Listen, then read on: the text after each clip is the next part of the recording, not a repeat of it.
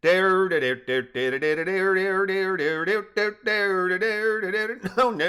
that's wrong. Dixie Diamonds 245. Mets 10:33 p.m. Dixie, Australia 7:33 a.m. As Lizzie made her way to the bedroom, Eddie said, "Now seems like a good time for introductions, eh, what?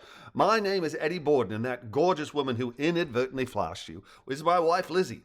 We live way up north in Queensland, Australia, with our fantastic kitty dog, Jerald. Say hello, Jerald." "Who, me?" Jerald responded. "Right. Hello. I'm Jerald, and I scampered over to the pie's nest to play with Mr. Squirrely Cheeky Pie. Cheeks, as we frequently call him, lives with his mother. Say hi, Cheeky." Excuse me," Joey said. "Pilotre. Our Australian friends are introducing themselves to your parents. Do you need a recap of these introductions? You have already met everyone." "Oh," Pila said, shaking his head. No. Let them speak to Mama and Papa, and then we will continue from there." "Very well," Joey said. "Sorry to interrupt, Cheeky Pie. Please, go ahead." "No problem, Joey," Cheek said. "MSCP here. Jerald and I have been mates for quite some time, and he's the one who found the diamonds that led to Balloony, a.k.a. Big B, coming out in the open to a select group of adults, including me, Mama Pie." "Mama, your turn." "Oh, goodness," a startled Mama Pie exclaimed. "Well, hello. I am the mostly proud mother of Cheeky Pie, and though this group does call me Mama Pie, my actual name is Pater Paws. I can't tell you enough wonderful things about Jerald, his parents, and Balloony, and the wonderful gifts Z has given us with the ability to speak to humans. It's been marvelous. Karen, your turn."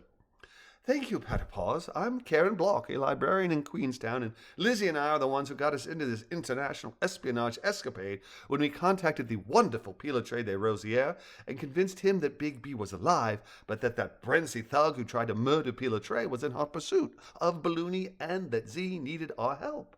It's been fascinating and extremely exciting, but I wouldn't mind a bit of a return to normal.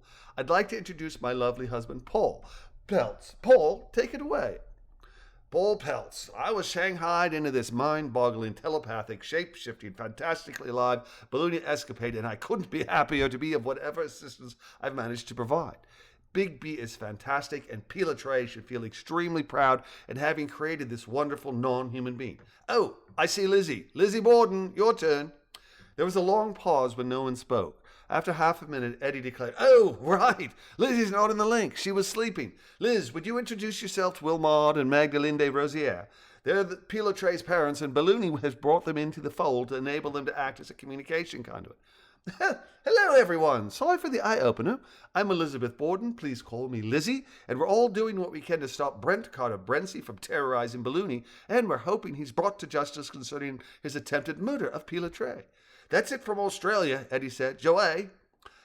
Wilmard, Magdalene, I am Pilotre's student and sometimes assistant, Joey Habanero. It has been a very long day. Dr. de Rosière and I were arrested, threatened, and told if we discuss what has occurred with anyone, we will be charged with an assortment of very serious crimes. And as Pilotre no doubt told you, we know our homes have been bugged, and I am certain that any calls we make on our cell phones are being noted. I wish to second what Paul said. There is danger in what we do, but your grandchild Balloony is well worth the risk. It is a privilege knowing Zah as well as being trusted by your son." "That leaves us," Magdalene said. "I am Magdalene de Rosière, Pilotre's mother, and today has been monumental in our lives as Pila confided us concerning the murder attempt on his life and how Balloony saved him. Whatever we can do to help Balloony, we will. God bless you, Big B. From everything we have been told, you are a magnificent example of a human being, regardless of how you came to be or what it is of which you are composed. Thank you."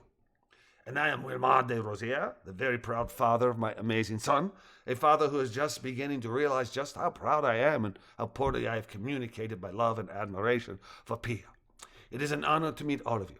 I have a question," Wilmard continued. "I have heard the word Zah. I am unfamiliar with these words. Can someone explain?" Pilotre said with a laugh, "Allow me.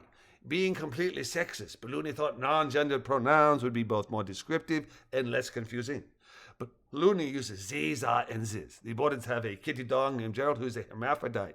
Z is both completely male and completely female, and Z also uses similar pronouns, though Z uses Z, Zim, Ziz. It is confusing at first, but it makes complete sense. And I've shifted to Balloony Z, Zah, Ziz, Jerald said. Though Z, Zim, Ziz is fine. No worries. Apparently Jerald is using the same pronouns as Balloony now, Magdalene said. But he said no worries if you use his old ones. Oh, Pilotre exclaimed. Forgive me, Jerald. Ziz, Ziz, it shall be.